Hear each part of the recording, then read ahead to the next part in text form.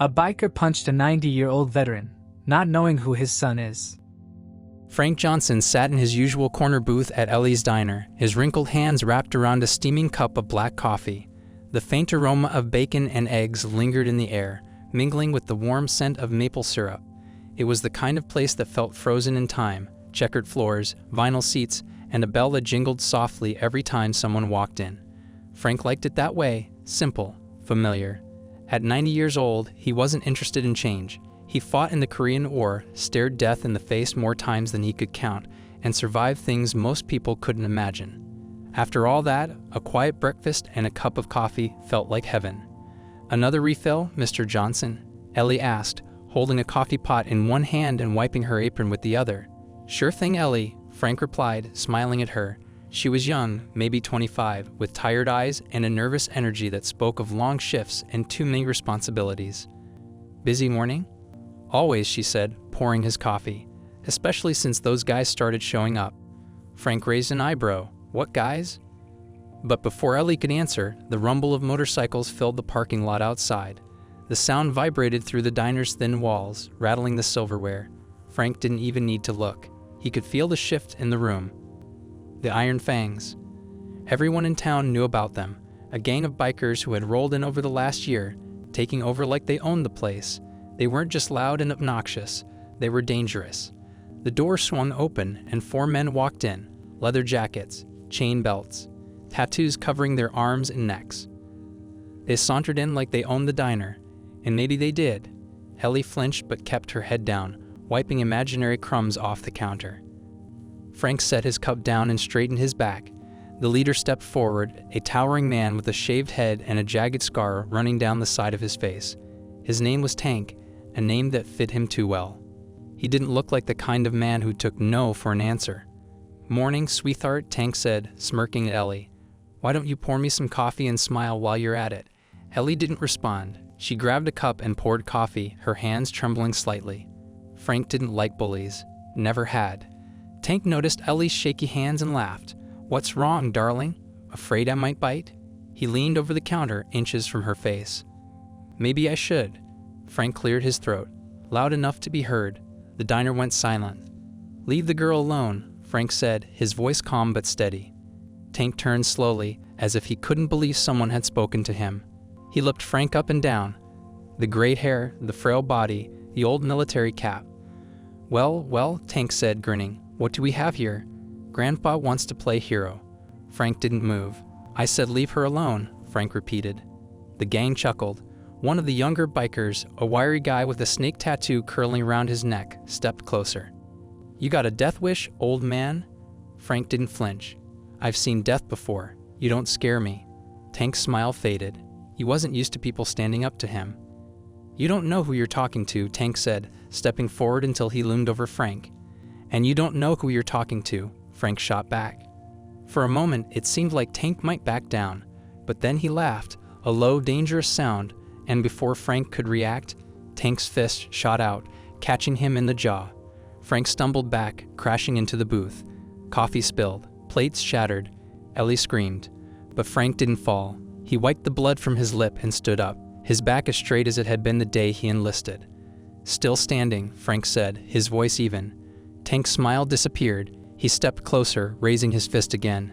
But this time, Ellie darted between them. "Stop," she cried, tears streaming down her face. "Just stop." Tank lowered his fist, but didn't move back. "Next time," he said, glaring at Frank, "stay in your seat, old man." The gang turned and walked out, the door jingling behind them. Outside, the motorcycles roared to life, and just like that, they were gone. The diner was silent. Ellie knelt beside Frank, her hands shaking. "Are you okay?" Frank nodded. "I've had worse." But the truth was, his jaw throbbed, and humiliation burned hotter than the pain. He didn't mind taking a punch. It wasn't the first time. But this wasn't a battlefield. This was his town, and he'd just been humiliated in front of the people he cared about. He couldn't let it go. Reaching into his pocket, Frank pulled out his phone and dialed a number he hadn't called in years. "Marcus," he said. "I need your help." There was a pause. "What happened, Dad?" Frank looked out the window, watching the trail of dust left by the bikers. They messed with the wrong man. Frank sat on the edge of his recliner, the throbbing in his jaw a dull reminder of the morning's humiliation. His old bones ached, but none of it compared to the fire burning inside him. He'd faced down enemies with rifles, grenades, and tanks, yet here he was, beaten by a bunch of punks with bad tattoos and louder mouths than sense. The living room was quiet except for the faint hum of the television. The volume was low, playing the evening news, but Frank wasn't listening. His mind was still in the diner, replaying the punch, the laughter, and Ellie's frightened eyes. And then there was Marcus. He'd have barely gotten through the phone call before Marcus cut him off, promising to be there in minutes. Frank hadn't told him much, just enough to let his son know something had gone wrong. But Marcus didn't need the details. He always knew when something wasn't right. It was barely 15 minutes later when Frank heard the sharp knock on the door. "Dad." Marcus's voice was deep and commanding, the kind of voice that made people sit up and listen whether they wanted to or not. Frank had always been proud of that. Marcus hadn't just grown up, he'd become a leader. Frank opened the door, and there he was. Marcus stood tall, his police uniform crisp and his badge gleaming in the dim light. At 40, he had his father's sharp jawline but with broader shoulders and a confidence that only came from years of enforcing the law. His eyes, dark and sharp, immediately zeroed in on the bruise forming along Frank's jaw. What the hell happened? Frank stepped aside, letting Marcus in. "It's nothing." "That's not nothing, Dad," Marcus said, his voice low but tight with barely controlled anger. He walked in, closing the door behind him. "Who did this?" Frank didn't answer right away. Instead, he sank back into his recliner and rubbed his temples. "Bikers," he said finally, "the Iron Fangs." Marcus's eyes narrowed. "The Iron Fangs? The same gang I've been tracking for 6 months?" Frank blinked. "You've been tracking them?" "Yeah," Marcus crossed his arms. "I didn't say anything before because I didn't want to worry you, but they're involved in more than just intimidation. Drugs, stolen weapons, extortion, there's a lot going on under the surface." Frank's lips pressed into a thin line. "And they're running free?" "Not for long," Marcus said. "I've been building a case, but it's slow. I need evidence, and the locals are too scared to testify." "Well, they're not scared of me," Frank said, sitting up straighter. Marcus's jaw tightened. "Maybe not, but they should be scared of me." Marcus's car rolled into the parking lot of the diner later that evening. The lot was nearly empty except for Ellie's rusted hatchback and a few others. The neon open sign buzzed faintly, its glow barely illuminating the cracked pavement. Inside, Ellie looked up, her face instantly breaking into relief when she saw Marcus in uniform. "Oh, thank God," she said, rushing over. "Marcus, you have to do something. Those guys." "Ellie," Marcus said, holding up a hand to calm her. "Tell me everything." Ellie's voice shook as she described what had happened. The punch, the threats, the way Tank and his crew had laughed as they left, promising to come back when it's more fun. "They've been coming in more often," she said, her voice breaking. "They act like they own this place. I've tried calling the police before, but nothing ever happens." Marcus's eyes darkened. "It'll happen now." At the police station, Marcus spread out the Iron Fangs file across the briefing table. Photos, reports, and crime scene evidence littered the surface. Detective Reed, his right-hand man, leaned over the table, flipping through the documents. "These guys are bad news," Reed said. "We got reports of intimidation, vandalism, even a couple of suspicious fires, but no one's willing to testify." "They're too scared," Marcus said. "The gang's built a reputation on fear. What's our move, Chief?" Marcus's jaw clenched.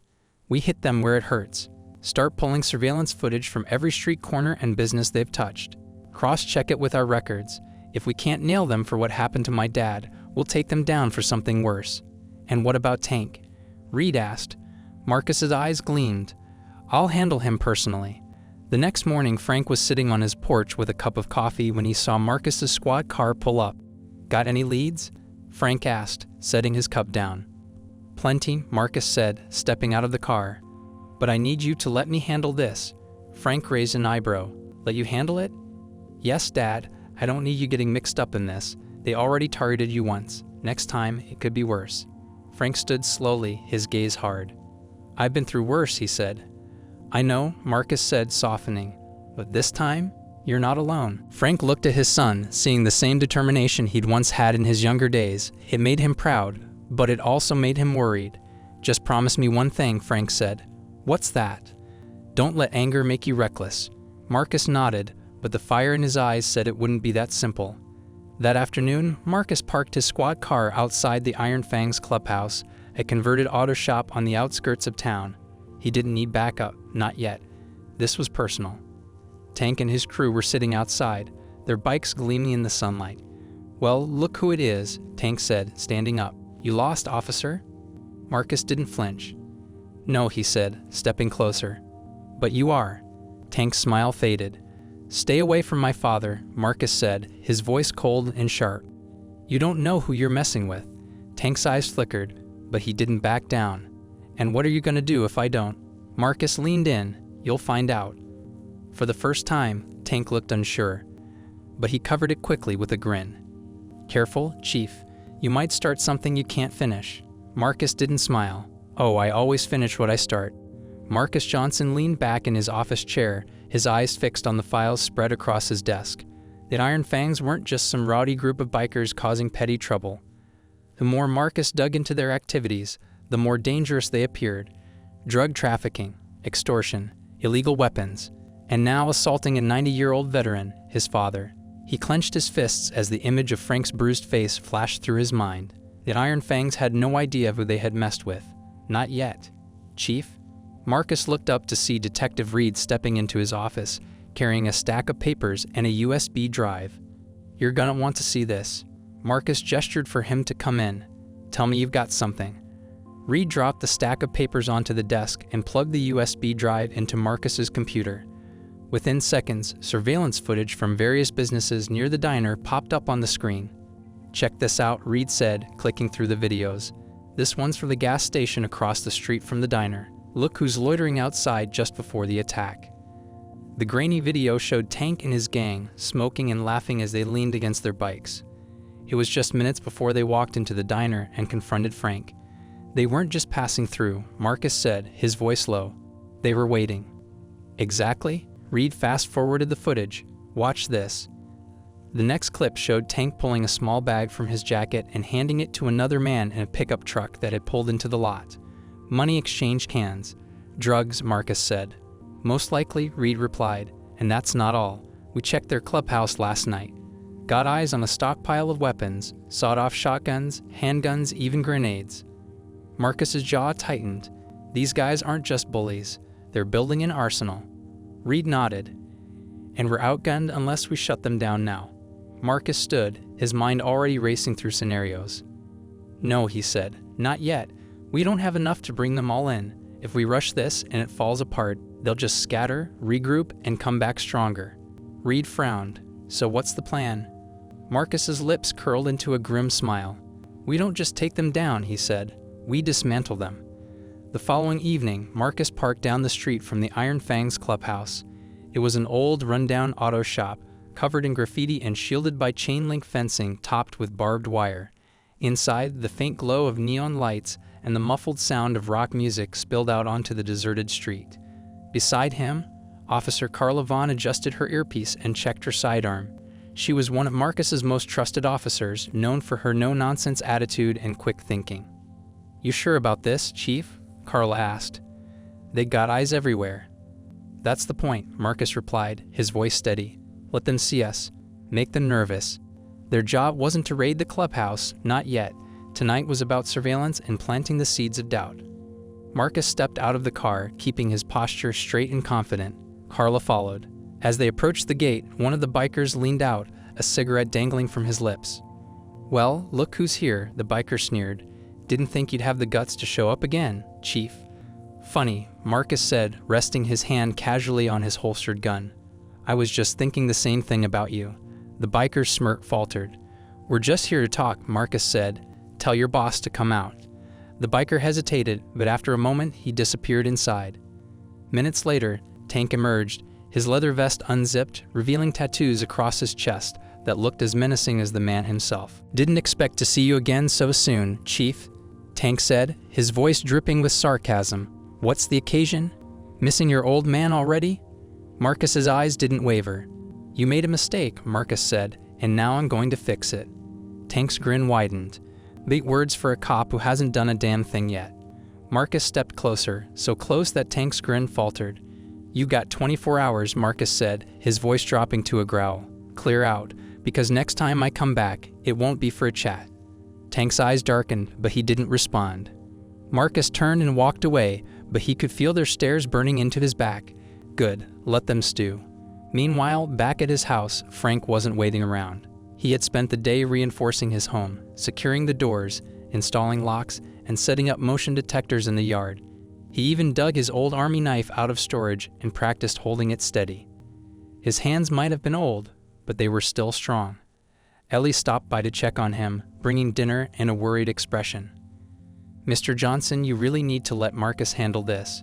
He's doing his part," Frank said. "I'm doing mine." "But what if they come back? Then they'll regret it." Ellie frowned but didn't argue further. She knew better than to try changing Frank's mind when it was set. Later that night, Marcus and his team set up hidden cameras and motion sensors near the clubhouse, tracking every move the bikers made. But the gang was already making their next move. Tank wasn't just angry, he was paranoid, and paranoia made men dangerous. Inside the clubhouse, Tank paced while his men drank and smoked. "We can't let them push us around," he growled. "We hit back hard." Snake, his second in command, looked uneasy. "Chief Johnson's no joke, Tank. He's ex-FBI. He's already got enough on us to make it stick. Not if we shut him down first." "What do you mean?" Tank grinned, his teeth glinting in the dim light. "We go after what he cares about most." Snake's eyes widened. His old man. Back at his home, Frank sat by the window, the baseball bat resting against his chair. The night was quiet, but Frank knew better than to trust it. And as the clock ticked past midnight, he saw them. 2 motorcycles pulling up down the street, their headlights off. Frank didn't flinch. He just stood, picked up the bat, and prepared for whatever came next. The bikers weren't even trying to be subtle. They wanted him to know they were there, watching, waiting. Frank's eyes flickered to the mantel above the fireplace, where a row of faded medals and ribbons sat in a dusted display case. The memories they carried were heavier than the bat in his hand. He'd survived bullets, grenades, and ambushes. He wasn't about to let a couple of punks with loud engines and bad tattoos scare him. Still, his heart pounded harder than he wanted to admit. It wasn't fear for himself. It was fear for Marcus. Frank's son didn't back down, and that was what worried him. Marcus might have the badge and the authority, but these men didn't play by the rules. They didn't care about the law, and neither did Frank, not anymore. He stepped closer to the window, peering through the blinds. The 2 bikers hadn't moved, but one of them flicked a cigarette onto the pavement and ground it out with his boot. Frank exhaled sharply. "Testing me, are you?" He set the bat down carefully against the wall and reached for the shotgun he pulled out earlier. The feel of the cold steel against his fingers steadied him. He hadn't fired a weapon in years, but the motions came back like muscle memory. He loaded the shells, locked the action, and waited. Meanwhile, at the police station, Marcus stood at the head of the briefing room, his eyes scanning the faces of his team. Officers sat around the table, their notebooks open, pens poised, waiting for his orders. "This ends now," Marcus said, his voice sharp. "The Iron Fangs think they can intimidate this town, but we're not playing defense anymore. We're pushing back." Detective Reed stepped forward and pinned photos and maps to the board behind Marcus. Each pin marked a suspected safe house, weapons stash, or drug deal location. "We've tracked their movements for the last 48 hours, Reed said. "They're spreading out, but we've identified 3 key targets: their clubhouse, a warehouse on the east side, and a garage near the train yard." Marcus nodded. "We hit them fast, hit them hard, and make sure there's nowhere for them to regroup." "Chief," Officer Carlevon interrupted. "What about your father?" "If they know you're coming, he's still a target." The question hit Marcus like a gut punch. Frank wasn't just a victim in this mess. He was bait, and Marcus knew it. "I've already got officers patrolling his street," Marcus said, though his voice lacked conviction. "He'll be safe." But as soon as the words left his mouth, Marcus's phone buzzed. It was Frank. "Dad?" Marcus answered quickly, stepping out of the room. "They're here," Frank said, his voice low but calm. Marcus's blood ran cold. "Who's there?" "2 of them," Frank replied, sitting outside, watching. "Stay inside," Marcus said, already grabbing his keys and motioning for Reed to follow. "I'm on my way." "Don't worry about me," Frank said. "Just hurry." The line went dead. Marcus's car screeched to a halt in front of Frank's house minutes later, lights flashing. As he and Reed stepped out, the bikers gunned their engines and sped off into the night. "Cowards," Reed muttered, but Marcus wasn't listening. He sprinted up the front steps and burst into the house. "Dad?" Frank stepped out from the shadows, the shotgun still in his hands. "You took your time," Frank said, lowering the weapon. Marcus's eyes narrowed. "What the hell are you doing with that?" "Protecting myself." "You shouldn't." "Don't," Frank interrupted, his voice sharp. "Don't tell me what I should or shouldn't do. You think this is my first time staring down an enemy?" Marcus froze. He saw it then, the fire in his father's eyes, the unshakable resolve of a soldier who had fought too many battles to back down now. "This isn't war, Dad?" "Feels like it." Marcus ran a hand through his hair, trying to steady himself. "It's not," he said firmly, "because I won't let it turn into one. I promise." Frank looked at his son for a long moment and finally nodded. "All right," he said. "But if they come back, you better make damn sure they regret it." The next morning, the town buzzed with rumors. The Iron Fangs had been seen riding through the streets, their presence heavier than ever. Some said they were looking for revenge. Others said they were gearing up for something bigger. At the diner, Ellie nervously cleaned the counter while customers whispered about the bikers and the police. She jumped when the doorbell jingled, only to relax when Frank stepped inside. "Mr. Johnson," she said, relief flooding her voice. "Are you okay?" Frank nodded and took his usual seat. "They're not done," he said. "Not yet?" Ellie's face paled. "What do we do?" Frank looked her in the eye. "We stand our ground." That night, Marcus gathered his officers outside the Iron Fangs clubhouse. Dressed in bulletproof vests and armed to the teeth, they were ready to move. Inside the clubhouse, Tank was fuming. "That old man's still walking around," he spat. "Not for long." Snake shifted nervously. "Chief Johnson's got his eyes on us. We should lay low." "No," Tank snapped. "We hit back, hard." "What about his kid?" Tank grinned. "We take him out first." That night, Marcus gathered his officers outside the Iron Fangs clubhouse.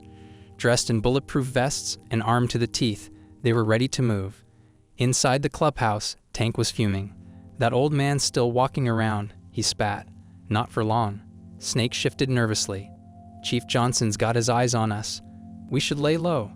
"No," Tank snapped. "We hit back, hard. This time for real." Frank Johnson stood at his living room window, the shotgun resting against his chair. Outside, the night was heady and silent, but he knew better than to trust the calm. He could feel it coming. The Iron Fangs weren't the type to let humiliation slide. Tank's punch wasn't just an attack, it was a message.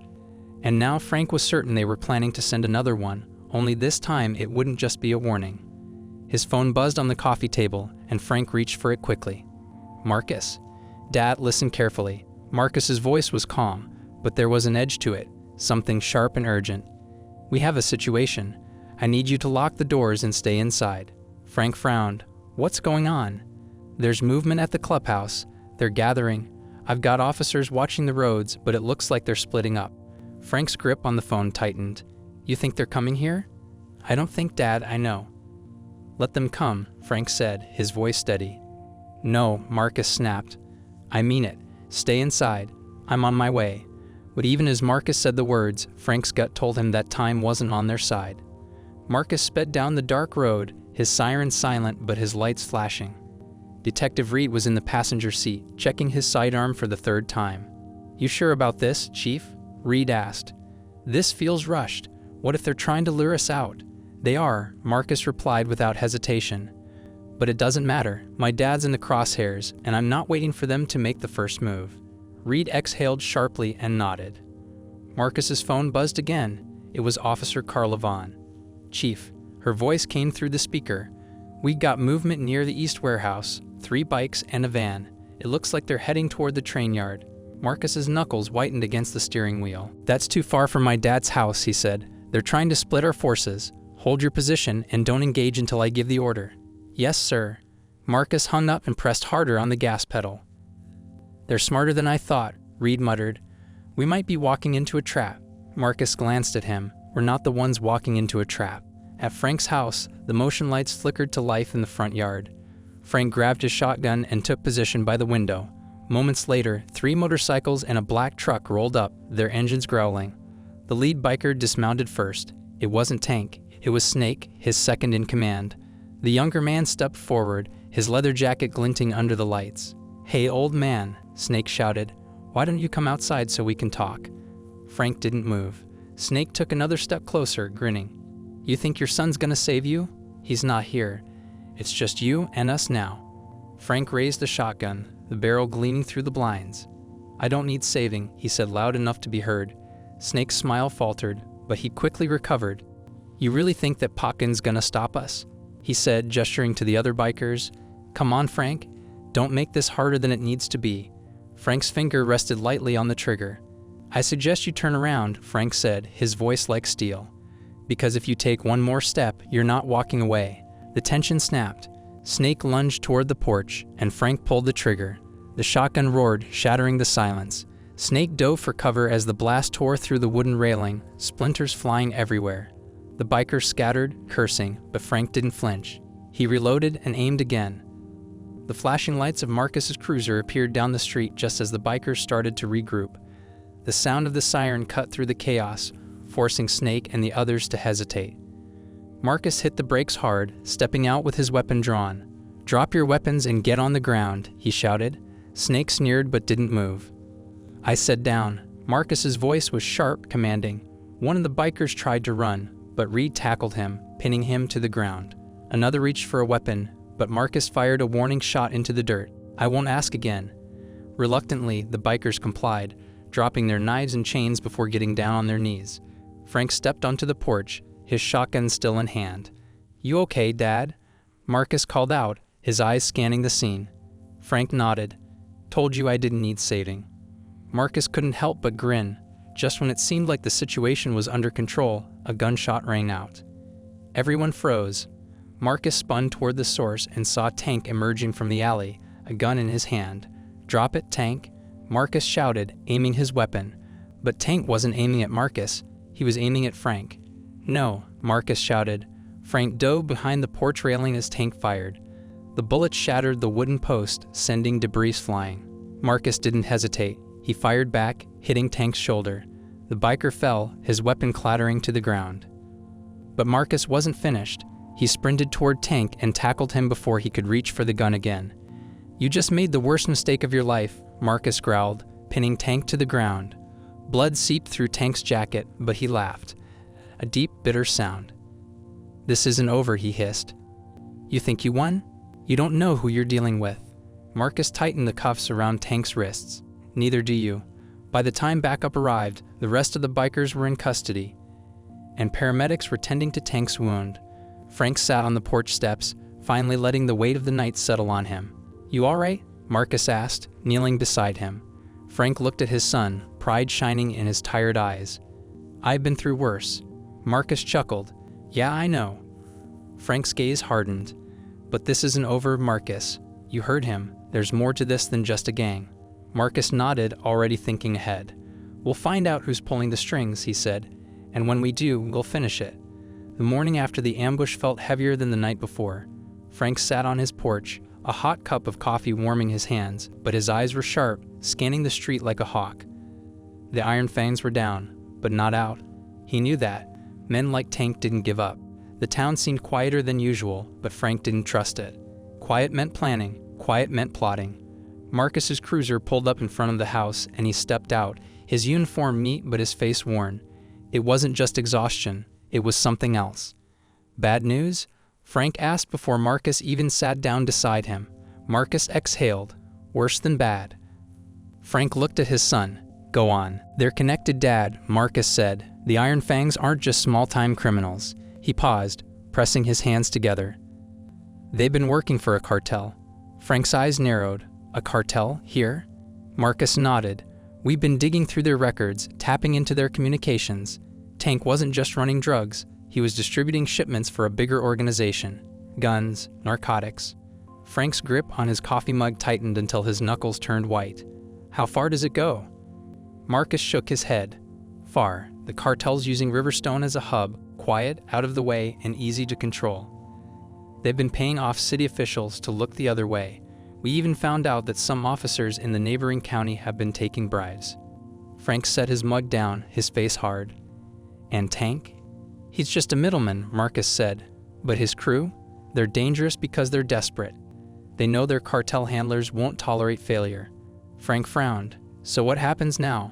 Marcus's eyes darkened. Now they double down. Later that day, Marcus returned to the station to meet with Detective Reed and Officer Carla Vaughn. Reed leaned against the wall, flipping through files while Carla pointed to a map of Riverstone pinned to the board. "We've confirmed 3 locations connected to the cartel," Carla said, pointing at the pins. "The clubhouse was one, but the warehouse on the east side and the train yard garage are the real problems." "They're stockpiling weapons," Reed added. "We found evidence of shipments being moved through the garage at night." Marcus crossed his arms. "We need to shut it all down. Now." Carla hesitated. "Chief, there's something else." Marcus looked at her. "What?" "We traced some calls Tank made before the ambush last night," she said. "One of them was to a burner phone registered under a fake name. But we tracked the payment." Marcus's stomach dropped. "Who paid for it?" Carla didn't flinch. "Councilman Jeffrey Crane." Silence filled the room. Crane was one of the most respected politicians in town, or so everyone thought. Marcus slammed his fist on the desk. "I knew there was someone in City Hall, but Crane? He's been talking about cleaning up crime for years." "Smoke and mirrors," Reed said. "He's been using the gang to scare people while he pockets cartel money to fund his campaigns." Marcus didn't hesitate. "Get me a warrant. We're raiding every single one of these locations tonight." Meanwhile, at home, Frank cleaned his shotgun for the second time that day. His nerves were sharper than usual. Something felt off. Ellie stopped by, carrying a box of canned goods. "You don't have to keep bringing me food, Ellie," Frank said. "Just making sure you're okay," she replied. "The whole town's on edge." Frank looked at her carefully. "You're scared." "Of course I am," she said, setting the box down. "You should be too. Marcus might be a cop, but these people aren't afraid of the law. And if what I'm hearing is true, they're not just bikers anymore. They're killers." Frank set the shotgun down and met her eyes. "I've faced killers before," he said. "The only difference is these ones don't know what they're up against." Ellie shook her head. "What do you mean?" Frank hesitated. He hadn't told anyone, not even Marcus, what he'd really done in Korea. "I wasn't just a soldier," Frank said quietly. "I was special operations. They sent me behind enemy lines. I've seen what men like this can do, but I've also seen what it takes to stop them." Ellie's eyes widened. "So you're not scared?" Frank smiled faintly. "I'm scared, but fear doesn't stop me." Night fell quickly, and the operation began.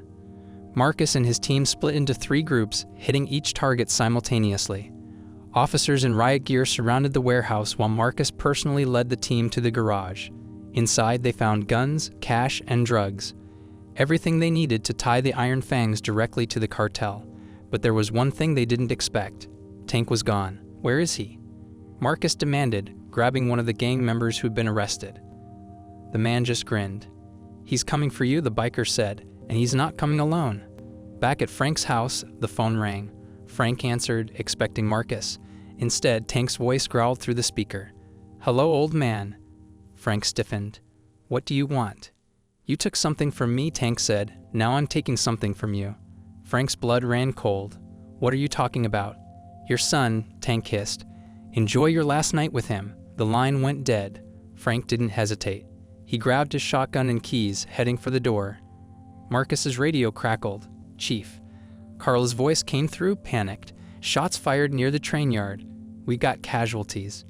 "Is it Tank?" Marcus asked. "We think so," Carla replied. "But Chief, there's something else." Frank's truck was spotted heading in that direction. Marcus's stomach dropped. "No," he whispered. "Dad, what did you do?" Frank Johnson's old truck bounced and rattled as it sped down the cracked, uneven roads leading to the train yard. The night air was thick, heavy with the promise of danger. Frank's knuckles were white against the steering wheel, his shotgun resting on the passenger seat like an old friend. The conversation with Tank replayed in his head. "Your son, enjoy your last night with him." Frank's heart pounded, not from fear but from fury. They had crossed a line, threatening his boy. He wasn't about to sit back and wait for Marcus to walk into a trap. Not this time. He slowed as he neared the train yard, cutting his headlights. The faint glow of firelight flickered between the rusting freight cars and abandoned storage containers. He could hear the low rumble of motorcycles and voices barking orders. Frank parked behind a pile of scrap metal, grabbed his shotgun, and stepped out. His knees groaned in protest, but he ignored them. The shadows welcomed him as he crept forward, his military training resurfacing as if no time had passed since Korea. He scanned the area, counting at least 7 bikers. No sign of Marcus yet, but he knew his son wouldn't be far behind. Marcus gripped the wheel of his cruiser so hard his fingers hurt. His father's truck had been spotted heading toward the train yard, and Marcus's gut churned. He should have expected this. Frank had always been stubborn, but this wasn't like standing up to a few bullies in a diner. This was war. The radio crackled. Detective Reed's voice came through. "Chief, we got backup en route. ETA 5 minutes." Marcus cursed under his breath. 5 minutes? That was an eternity. "Tell them to move faster," Marcus barked. "I'm going in now." "Chief, wait." Marcus killed the radio and pushed the gas pedal to the floor. Frank crouched behind a rusted-out container, his breathing steady. The bikers were busy, unloading crates and stacking weapons. He recognized Snake barking orders, pacing back and forth with a pistol tucked into his belt. Tank wasn't there. Not yet. Frank shifted slightly, lining up his shot. He had one clear rule from the battlefield: don't shoot unless you're ready to finish the fight. He aimed for Snake's leg. The shotgun's boom shattered the night. Snake screamed and dropped, clutching his knee as the other bikers spun around in panic. Who the hell? Frank didn't wait. He moved deeper into the shadows, reloading as he went. The element of surprise was his only advantage. Marcus's cruiser screeched to a halt just outside the yard. He jumped out, his weapon already drawn, as another shotgun blast echoed from within the maze of freight cars. "Dad," Marcus shouted, but his voice was drowned out by the roar of motorcycles as more bikers arrived. Reinforcements. Marcus dove behind cover as gunfire erupted. He counted at least 10 men, all armed and shooting wild. He clicked his radio. "Where's my backup?" 2 minutes out, Reed's voice came through. Marcus gritted his teeth. 2 minutes wasn't enough. Frank spotted Marcus through the chaos and worked his way toward him, taking cover behind stacks of wooden pallets. His shotgun was down to 2 shells, and he wasn't sure how many bikers were left. Marcus. Marcus turned, relief flashing across his face for a split second before frustration took over. "Dad, what the hell are you doing here?" Frank slid into cover beside him. "Saving your ass, apparently." "This isn't a joke," Marcus hissed. "They'll kill you." "Then I'll take a few of them with me," Frank said, cocking his shotgun. Marcus stared at his father for a moment, then handed him a spare sidearm. "Stay behind me," Marcus ordered. Frank grinned. "You'll never get rid of me that easy." The sound of another motorcycle tore through the night. Marcus's eyes snapped toward it. Tank. The gang leader rolled in, his injured shoulder bandaged, but his rage barely contained. He jumped off his bike, barking orders and raising his rifle. "Burn it down," he roared. Several bikers pulled out Molotov cocktails, lighting them as flames danced across the glass. "They're trying to smoke us out," Frank said. "Not gonna happen," Marcus replied. Tank's eyes locked on Marcus and Frank. "There you are," he snarled. "Thought you could hide behind a badge." Marcus stepped out of cover, gun aimed directly at him. "Drop it, Tank?" Tank grinned. "You don't scare me." He aimed his rifle, but before he could fire, Frank stepped forward. "You should be scared," Frank said, his voice cutting through the noise. Tank blinked, thrown off by the sudden appearance of the old man. Frank didn't give him time to recover. He fired. The bullet grazed Tank's arm, sending him stumbling back. Marcus took the opening, charging forward and tackling him to the ground. The 2 men struggled, fists flying as they rolled through the dirt. Tank was bigger, stronger, but Marcus was faster. He pinned Tank's arm, twisting it until the rifle clattered to the ground.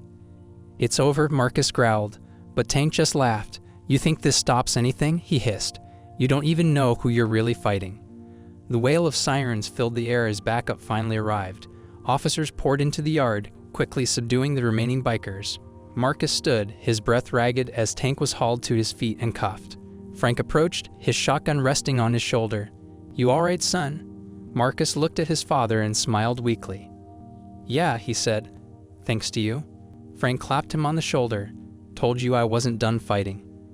By dawn, the train yard was locked down. The cartel's weapons and drugs were confiscated, and the Iron Fangs were officially broken. Marcus stood with Reed, surveying the scene. "This goes deeper than we thought," Reed said. "The cartel's still out there." Marcus nodded. "We'll deal with them, one step at a time." Frank approached, wiping dirt from his hands. "What's next?" he asked. Marcus looked at his father, the warrior who had refused to stand down, and smiled. "We rebuild," he said. "And then we finish this." The night's battle at the train yard had ended, but Frank knew the war wasn't over. The Iron Fangs were shattered, their leader Tank in custody.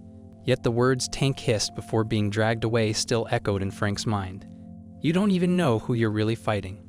Frank didn't need anyone to explain what that meant. Tank wasn't the top of the food chain. The cartel was still out there, pulling strings, and they wouldn't take the loss lightly. The sound of a car engine pulled him out of his thoughts. Marcus's police cruiser rolled up, kicking gravel as it stopped in front of the house. Frank immediately knew something was wrong. Marcus stepped out, his face tight with exhaustion. His shirt was rumpled, and his sidearm was strapped to his hip, even though his shift was supposed to be over. "Dad," Marcus called as he climbed the steps. "What is it?" Frank asked, skipping the pleasantries. "They hit one of the safe houses we raided last night." Marcus's voice was sharp, but there was an edge of disbelief. It was torched. The evidence, the drugs, everything we confiscated, gone. Frank's eyes darkened. The cartel. Yeah, Marcus ran a hand through his hair, and that's not all. 2 of our guys are missing. They were guarding the warehouse. The cartel either bought them off, or worse. Frank cursed under his breath. They're cleaning house, making sure nothing leads back to them. Marcus nodded. We were too close. Now they're pushing back. Hours later, at the police station, Marcus stood in the briefing room, staring at the surveillance footage from the torched warehouse.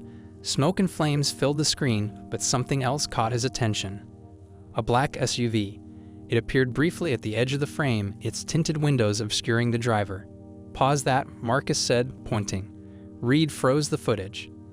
That SUV, Marcus muttered. Enhance it. Reed zoomed in, clarifying the grainy image. On the back window, barely visible, was a cartel insignia, a red scorpion. Dan, Reed said. We've got cartel hitters in town. And they're not here to negotiate, Marcus replied. Back at home, Frank was cleaning his shotgun when he heard a knock at the door. He frowned. Nobody knocked anymore. People either called or shouted from the yard. When he opened the door, his eyes narrowed. A woman stood there. She was tall, slender, and dressed in a black leather jacket. Her eyes were sharp, calculating, and something about the way she carried herself set off alarm bells in Frank's head. Mr. Johnson, she said, her voice smooth. I was hoping we could talk. Frank didn't move. Who are you? Isabel Vargas, she said, stepping closer. I represent some interested parties. Frank didn't need her to spell it out. The cartel. Isabel smiled. You're smarter than most. Frank gripped the shotgun a little tighter, but Isabel raised her hands in mock surrender. Relax, she said. I'm just here to talk. Then talk, Frank snapped. Your son's pushing too hard, Isabel said, her voice cool but sharp. The people I work for don't like pressure. They want this to go away. And so do I. Frank's eyes never left hers. What are you offering? A deal, Isabel replied. Your son backs off, stops his investigation, and nobody gets hurt. Frank let out a low laugh. You think you can scare me with threats? I've been shot at by better men than you. Isabel's expression hardened. This isn't Korea, old man. It's 2024, and we don't leave loose ends. Frank took a deliberate step forward, forcing her to back up. Tell your bosses, he said, voice like steel, that they messed with the wrong family. Isabel's eyes flickered, but she didn't argue. Instead, she pulled a burner phone from her pocket and placed it on the porch railing. Think it over, she said. Call me before this gets ugly. Then she turned and walked away. Frank stared at the phone for a long moment before crushing it under his boot. That night, Marcus sat with Frank at the kitchen table. Plans, maps, and blueprints were scattered across the surface. She came to the house? Marcus asked, his jaw tightening. Frank nodded, made it clear they're not done. Marcus slammed his fist on the table. I'm tired of being on defense. We need to end this. Frank leaned back. Then we draw them in. Marcus frowned. How? Frank's eyes gleamed. We make them think we're scared, like we're giving up. Set up a fake evidence drop at the old steel mill. We leak the location and make it look like we're stashing everything we have left there. And when they show up, Frank's smile was cold. We make sure they don't leave. The next morning, Marcus leaked the location of the evidence stash through a corrupt informant. By nightfall, the bait had been set. Frank and Marcus, along with Detective Reed and Officer Carl Levon, took up positions inside the mill. The air was thick with dust and the scent of rust. Frank sat on a crate, shotgun in hand. You ready for this? Marcus asked. Frank smirked. Are they? Just after midnight, the sound of tires on gravel echoed through the mill. Frank peered through a crack in the wall, spotting 3 SUVs and at least 10 men armed with assault rifles. Isabel Vargas stepped out first, her cold gaze scanning the area. Marcus clicked his radio. "Wait for my signal." The Cartel enforcers moved toward the mill, spreading out in formation. Frank exhaled. "Let's show them what happens when you push the wrong family," he said. Marcus gave the signal. The floodlights snapped on. Gunfire erupted, echoing through the mill as the police unit moved in. Marcus's men fired warning shots, driving the Cartel into the open. Frank didn't hesitate. He fired, dropping one of the enforcers trying to flank them. The firefight raged, but the Cartel was unprepared for the tactical precision of Marcus's team and the ruthless determination of Frank. Isabel tried to retreat, but Frank caught her at the edge of the mill, shotgun raised. "No more deals," he said. She surrendered. The smoke from the firefight at the steel mill still lingered in the air as officers finished rounding up the surviving Cartel enforcers. Marcus stood near the shattered entrance, his eyes scanning the scene while his heart pounded like a war drum. Frank sat on an overturned crate nearby, his shotgun resting across his lap. His breathing was heavy, but his grip on the weapon never loosened. The old soldier wasn't ready to relax just yet, not while the real threat still loomed in the shadows. Marcus's radio crackled. "Chief," Detective Reed's voice came through. "We've secured Isabel Vargas and her men. No casualties on our side." Marcus exhaled, his jaw still tight. "Good work, Reed. Get Vargas into custody.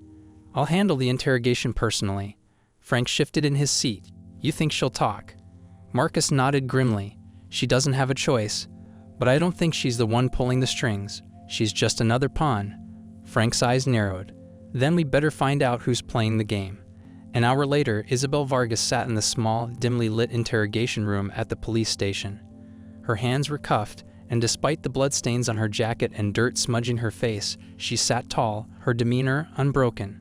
Marcus stepped inside, closing the door behind him. He tossed a file onto the table, letting the papers scatter. Photos of guns, drugs, and bodies spilled out in front of her. "You're finished," Marcus said, pulling out a chair and sitting across from her. Isabel smirked. "Am I? Or did you just step into something bigger than you realize?" Marcus leaned forward. "Bigger? You mean your Cartel boss? The one who left you here to burn while he made his escape?" Her smirk faltered just slightly, but she recovered. "You don't understand how this works, Chief. You win a battle, but the war never ends. Cut off one head and another grows back. Not this time." Marcus reached into the file and pulled out a photo of Tank in handcuffs. "Your biker buddy is already singing like a bird," Marcus said. "He's given us names, routes, and even the dirty politicians who let you operate in this town." Isabel's eyes flickered, panic, anger, and frustration flashing for just a second before her mask returned. "You think locking me up solves anything?" she said. "They'll send someone worse.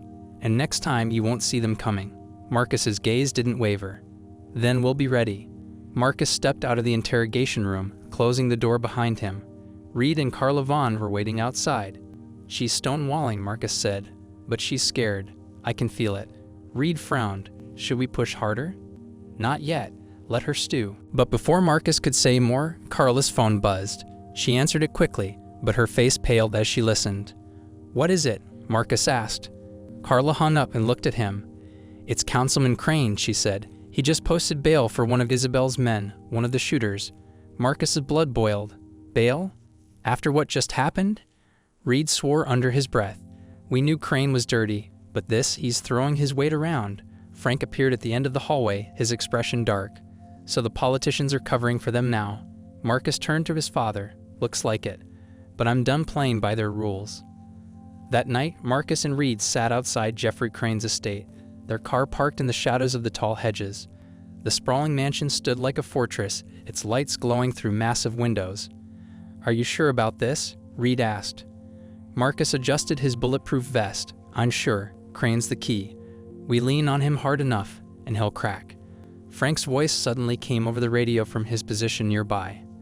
"I see movement, black SUVs pulling into the driveway. It's the Cartel." Marcus cursed. "They're covering their tracks. If Crane flips, they'll bury him before he can talk." Reed checked his weapon. "Then we can't let them get to him first." Marcus and Reed moved fast, cutting through the hedges and slipping toward the back entrance of the mansion. Frank stayed outside, covering the perimeter. Inside, the air was tense.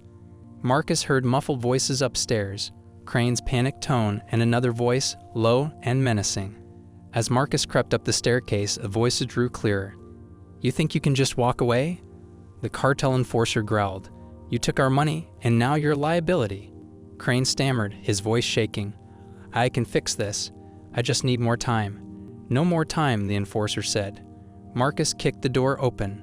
"Drop the gun," he shouted. The enforcer turned, aiming his weapon, but Marcus fired first. The bullet hit the man's shoulder, sending him sprawling. Crane fell back, trembling as Marcus stepped closer. "You're coming with me," Marcus said, grabbing him by the collar. "You don't understand," Crane pleaded. "They'll kill me." "Not if we take them down first." Outside, Frank's sharp eyes spotted two more cartel enforcers moving toward the house. "They've got backup," Frank barked into the radio. Marcus pushed Crane toward Reed. "Get him out of here." Frank raised his shotgun, firing a warning shot as the enforcers ducked for cover. "Move," Frank shouted. Marcus and Reed ran toward the car with Crane, while Frank provided cover fire. Bullets pinged off the walls and fences, but Frank stood his ground. By the time Marcus reached the car, sirens filled the air. Backup had finally arrived.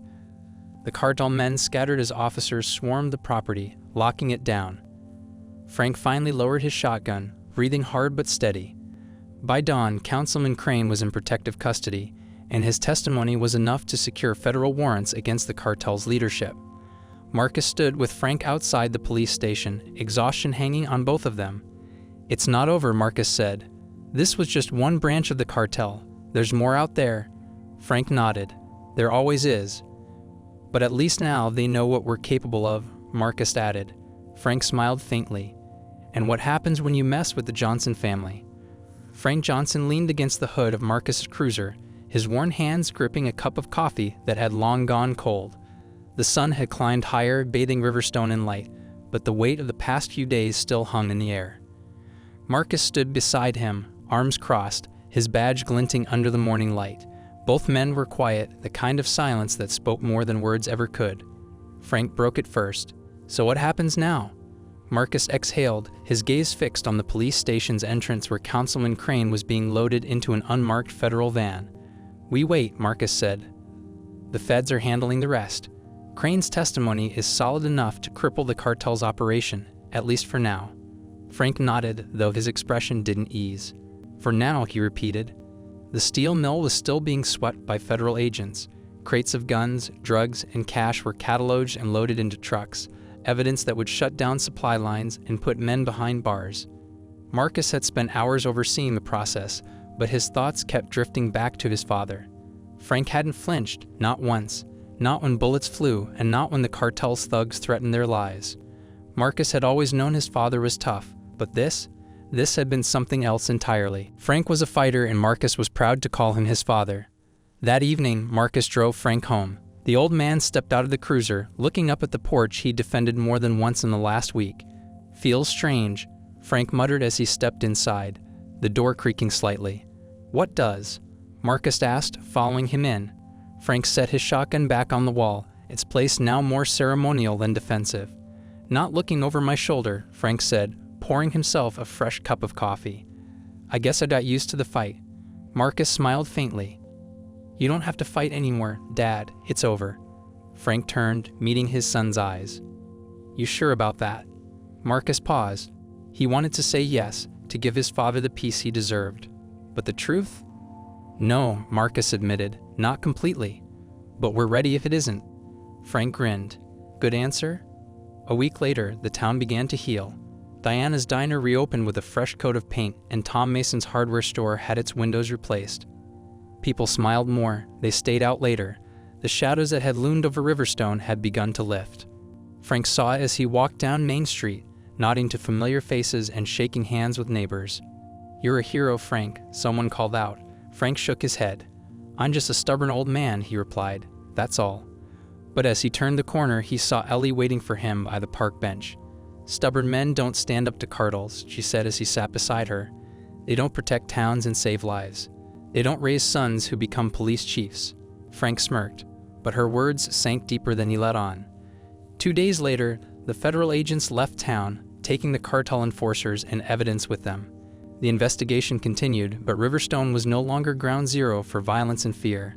Frank walked through the quiet streets one last time, watching kids ride their bikes and shopkeepers sweep their storefronts. It reminded him of why he'd stayed all these years, not for the land, not for the buildings, but for the people.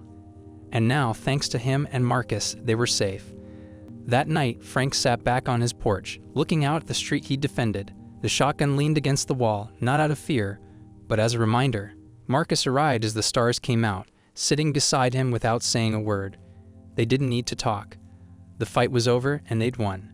But Frank knew trouble always came back. And when it did, the Johnson family would be ready.